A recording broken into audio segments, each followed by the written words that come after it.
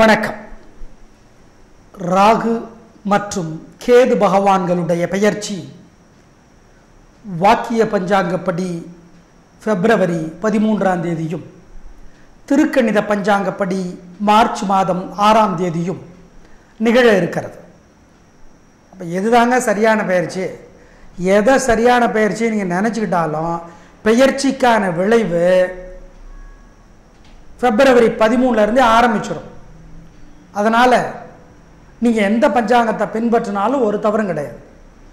இந்த ராகு பகவானும் கேது பகவானும் ஒரே நேரத்தில் ஒரு ராசியிலிருந்து இன்னொரு ராசிக்கு பெயர்கிறார்கள். இந்த பிப்ரவரி 13ஆம் தேதி ராகு பகவான் கடகத்திலிருந்து மிதுனத்துக்கு போகிறார். கேது பகவான் மகரத்திலிருந்து தனுசுக்கு வருகிறார். ஆக இந்த ராகு கேது பெயர்ச்சி ஒவ்வொரு ராசிக்கும் எப்படி இருக்க போகிறது என்பதை சொல்ல இருக்கிறோம். எங்களுடைய பலம் மற்றும் பலவீனம் ஆறுதலுக்காக நாங்கள் எதையும் சொல்ல முடியாது. நன்றாக இருந்தால் நல்லா இருக்கு, சரியில்லைன்னா சரியில்லை, என்ன பரிகாரம்? இதுதான் எங்களுடைய 20 ஆண்டு கால ஜோதிட நிகழ்ச்சியினுடைய வெற்றிக்கு அடிப்படை. வெற்றின்னு நாங்கள் சொல்கிறோம், நீங்கள் வேற மாதிரி நினச்சிக்கிட்டா அது உங்கள் பிரியம். இந்த ராகு கேது 2 பேருமே ஒரு ராசிக்கு நல்லது செய்ய மாட்டாங்க. ராகு நல்லது செஞ்சால் கேது கெட்டது செய்வார், கேது கெட்டது செஞ்சால் ராகு நல்லது செய்வார். அப்போது யாராவது ஒருத்தர் நல்லது செய்வாங்கல்ல சார்? அப்படி கிடையாது, 2 பேருமே நல்லது செய்யாமல் இருப்பாங்க. சரி, இந்த ராகு கேது பெயர்ச்சி எத்தனை மாதத்துக்கு? 18 மாதத்துக்கு, அதாவது 1.5 வருஷத்துக்கு. இந்த பிப்ரவரியிலிருந்து 2019 பிப்ரவரியிலிருந்து 2020 செப்டம்பர் வரைக்கும். ஆகவே இந்த 1.5 வருஷத்துக்கு இந்த ராகு மற்றும் கேது பகவானுடைய பெயர்ச்சி எப்படி இருக்கிறது அப்படிங்கிறத இப்போ சொல்ல இருக்கிறோம். ஒரு குடும்பத்தில் கணவன் மனைவி குழந்தைகள் இவங்க எல்லாருடைய ஜாதகமும் ஒவ்வொருத்தரையும் பாதிக்கும்.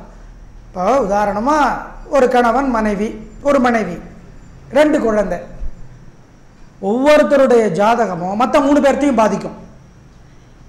மொத்த குடும்பத்தில் 4 பேர். எனவே யாருக்கிட்ட நீங்கள் ஜாதகம் பார்த்துக்கிட்டாலும் மொத்த குடும்பத்துக்கு சேர்த்து பார்த்துக்கிறது நல்லது. உங்கள் ராசிக்கு ராகு பயிற்சி நல்லா இருக்கா, இன்னொரு ராசிக்கு சரியில்லையா, அப்போ இது அதை சமப்படுத்திடும். எனவே அதை யோசித்து புரிஞ்சுக்கோங்க. மிக துல்லியமாக மிக சரியாக ராகு கேது பயிற்சி பலன் வேணும் அப்படின்னா நீங்கள் பிறந்த நேரத்தில் கணிக்கப்பட்ட ஜாதகத்தை உங்கள் ஜோசியர்கிட்ட கொண்டு போய் கொடுத்து கேட்டுக்கணும். இப்போ நாங்கள் சொல்கிறது நாட் வெரி மச் எக்ஸாக்ட் அப்படின்னு சொல்ல முடியாது, மிக துல்லியமாக சொல்கிறோங்கிறது கிடையாது. ஏன்னா துல்லியமாக சொல்லணும்னா உங்கள் ஜனன ஜாதகம், பிறந்த நேர ஜாதகத்தில் ராகு பகவான் எங்கே இருக்கார், கேது பகவான் எங்கே இருக்கார், யாரோட வீட்டில், அவருடைய வீட்டு தலைவர் யார், எந்த நட்சத்திரத்தில், என்ன திசை, என்ன புத்தின்னு ஏகப்பட்ட விஷயம் இருக்குது.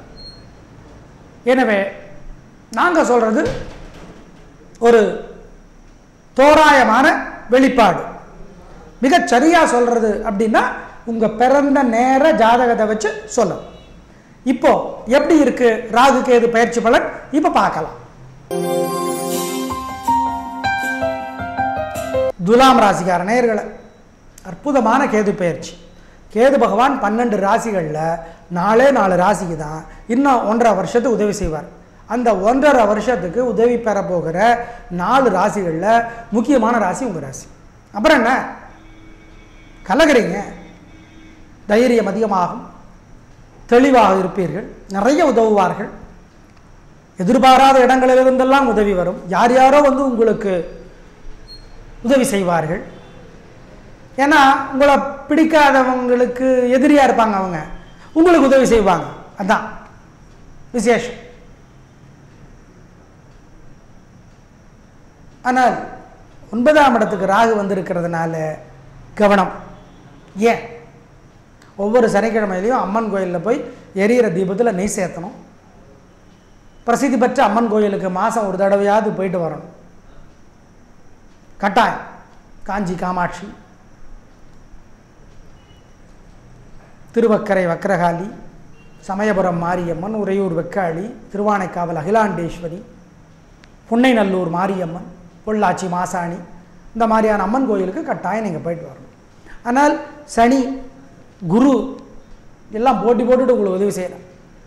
அற்புதமான காலகட்டத்தில் இருக்கிறீங்க. இப்போ கேது மேலே உதவி வந்துட்டாரா, ஒன்றும் கையில் பிடிக்க முடியாது உங்களை. எனவே கவனம். ஏன்னா நிறைய வருமானம் வரும், நிறைய வெற்றி வரும், நிறைய உயர்வு வரும், நிறைய எல்லா வகையிலும் எல்லா துறையினருக்கும் எல்லா வயசுக்காரர்களுக்கும் அற்புதமான காலகட்டம் இது. ஆமாம், கேது பயிற்சி உங்களுக்கு 100க்கு 90 மதிப்பெண்களை வழங்குகிறது. ராகு பயிற்சி உங்களுக்கு 100க்கு 60 மதிப்பெண்களை வழங்குகிறது. எனவே ராகு பகவானுக்கு வந்து முறையான வழிபாடு செஞ்சிட்டிங்கன்னா ரொம்ப நல்லது. குரு ஏற்கனவே உதவியில் இருக்கார், சனி உதவியில் இருக்கார், அப்புறம் என்னங்க குறைச்சல? அற்புதமான காலகட்டங்க. ஆமாங்க, போங்க, நீங்கள் கண்ணே பட்டுருங்க, கலக்குறீங்க. கவனம் இதில் வீண் செலவு. ஏன்னா நிறைய பணம் வரும், நிறைய உயர்வு வரும். செலவு விஷயத்தில் கவனமாக இருக்கும். கையிலையும் பையிலையும் பணம் அளவாக இருக்கும். 12 ராசியிலேயே அதிகமான பணம் செலவு பண்ணுற ராசி எது? துலாம் தான், 12 ராசியிலேயே. எனவே கவனம் கவனம் கவனம், ஜாக்கிரதை, இல்லைன்னா மாட்டிக்குவீங்க. துலாமுக்கு மிகப்பெரிய பலவீனம் அது. துலாமுக்கு ரிஷபத்துக்கு நண்பர்களுக்கு அதிகமாக செலவு செய்கிற ராசி எது? துலாம், அப்புறம் ரிஷபம். எனவே ஜாக்கிரதை. அற்புதமான காலகட்டம், பிரமாதம். நேயர்களே, இந்த ராகு கேது பெயர்ச்சி பற்றிய பலன்களை சொன்னோம். 3 ராசிகள் இன்னும் 1.5 வருடத்திற்கு ராகுவினாலே பலன் பெறும். அவை மேஷம், சிம்மம், மகரம்.